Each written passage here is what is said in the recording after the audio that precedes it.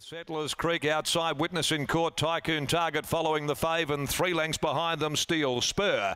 Up nearing the corner, 450 from the judge. The old fellow, Right Honourable, had snuck 2 in front of the Dangster. Bomber Bay with his ears ridden off down on the inside. Capanda is next, and here's Settlers Creek starting to wind up now and being confidently ridden by the 250. Right Honourable came back to them quickly. Settlers Creek pounced on them now on the outside. At the 175, Settlers Creek took off, races about 2 in front from Bomber Bay. Then came Capanda. He has to liven him up, Settlers Creek. He wanted to switch off, but he'll be too good, the favourite. Won the first of the day, Settlers Creek. 3/4 Bomber Bay. Capanda third. It was better.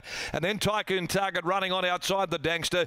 Right Honourable went a bit keenly there in front and wilted to finish back third last. Beat 2 home, Steel Spur and Witness in Court.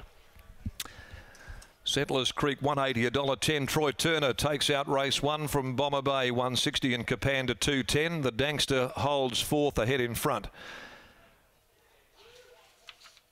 of on the outside Tycoon Target as we wait for the placings after the running of the opening event on the card. Settlers Creek, patient ride by Troy Turner. There was enough speed there up in front of him. 136.30 they carved out in the class. Right Honourable was responsible for that tempo. He just wanted to go a bit keenly, and Turner sat patiently back just off them, running 6th, and was able to quickly get around them coming off the camber and put pay to them quite effortlessly, although he did want to switch off a bit in the final stages, and it forced Turner to get the stick over into the left hand. He had a little tendency to want to lay in and then turn off. Bomber Bay was coming. Capanda was running on deeper out, and they gapped the others as we wait for the official placings. The winner is by Discorsi out of 3 sisters for Colin Webster, Ron Sayers, Paz, Michelle Princey and A. Torrey.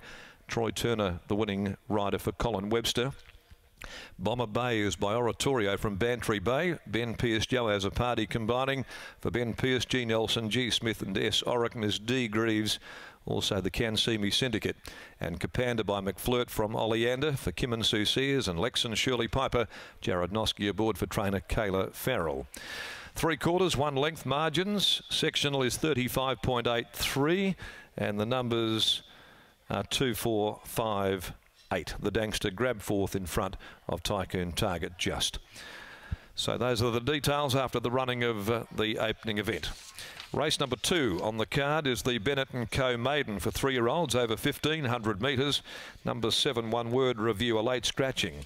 Number 7 in race 2, One Word Review is out with 11 Puskas. So there are 2 omissions from race number 2 here this afternoon.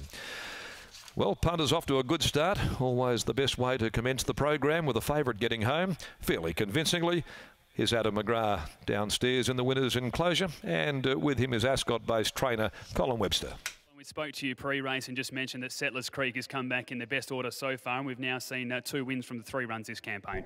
Yes, he has come back really good, Adam, and he didn't win that by far, but I think he had plenty in reserve. It was a pretty good performance, wasn't it? Because Right Honourable there did try and slow the pace right up and let them work, but your guy was still able just to relax through those early stages and then show that turn of foot at the top of the straight. Yeah, the middle stage of the race was run pretty ordinary, but once the pace went on, Troy had to scrub him to get him going, but once he got going, he was all right.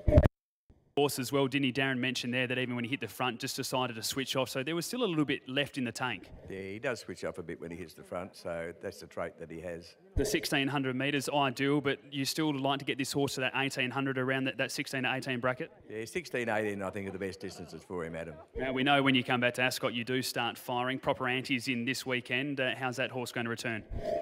Well, he's working beautifully. He's got a wide barrier on Saturday and 59.5, but he'll still run a good race. Congratulations on the win.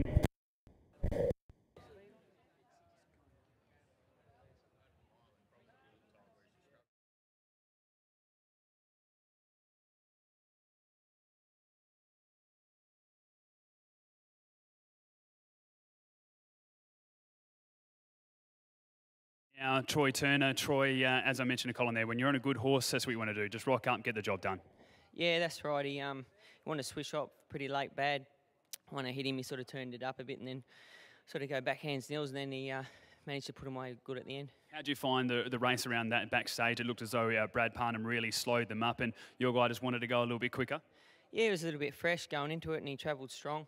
And when the speed went on, that's when he got comfortable, and he probably maybe got there a little bit soon than we wanted, but got the job done. We've seen some pretty impressive wins from Settlers Creek throughout the career. This is a second from 3 runs back this prep. Is this the best he's ever been going? Yeah, it is. He's had a good sound prep, and hopefully he can just keep plugging away in these races. Congratulations, best of luck for the day. Thank you. There's winning jockey Troy Turner, who just took Settlers Creek, the favourite, home in the first race here at Ascot over the 1,600 metres.